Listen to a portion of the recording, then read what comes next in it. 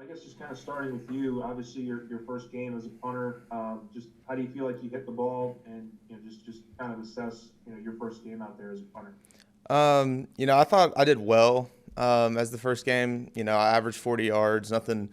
I wasn't too excited about it. I think there's a lot more yards I can get. I think I can do a lot better. I think I did hit some good balls, but I think I need to be more consistent out there.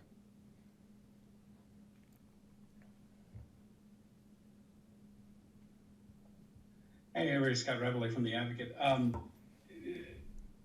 Talk about the competition at that position. Do you expect it to continue with Peyton, or is it something a week to week thing, or do you feel like this is your job, as far as going forward?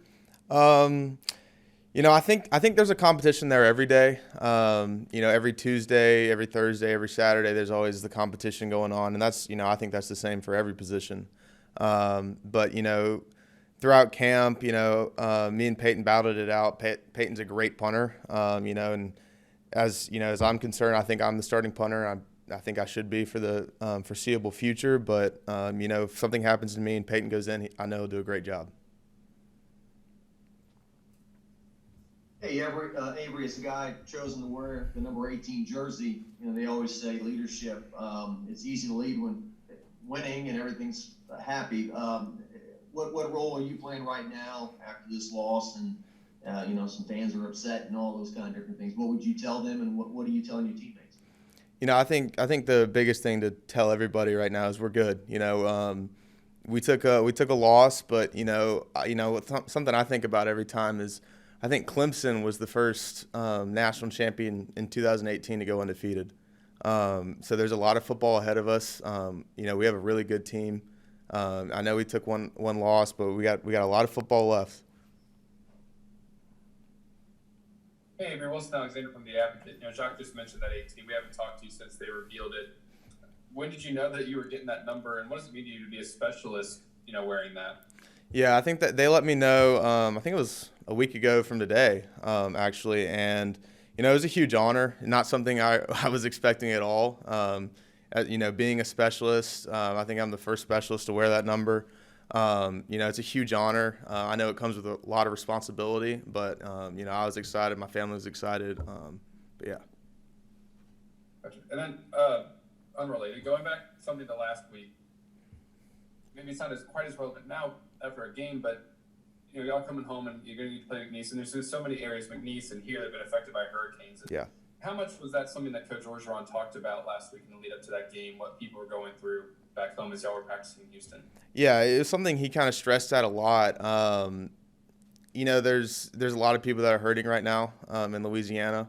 And he reminded us, and he still reminds us today, that there are people without power, but come Saturday they're going to find a way to either get into Tiger Stadium or they're going to find a way to watch the game.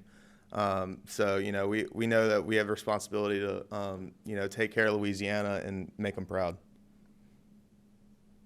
Hey, Avery, yeah, we were just talking with Ed, and he said one of the big differences that he's noticed is just the mood in the locker room and kind of around the program following a loss this year as opposed to last year. I was just wondering if you could speak to that and just kind of the conversations you've had with teammates over the last 48, 72 hours about just kind of where you guys are mentally.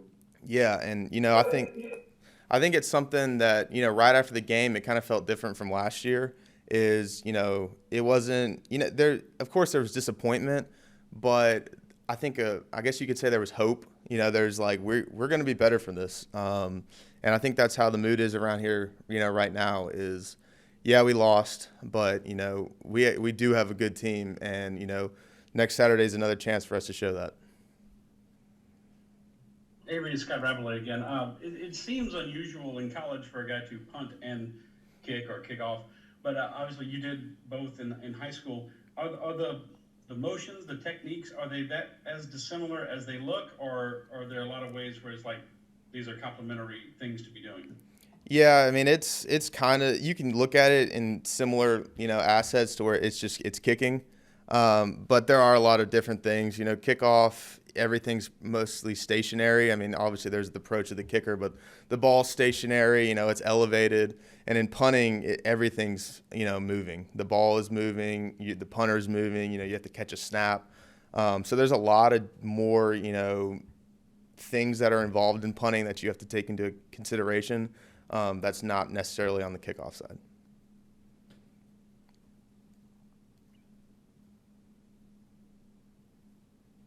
Avery, you mentioned this a second ago, how like in the locker room post game, it was more hope than you might have felt otherwise.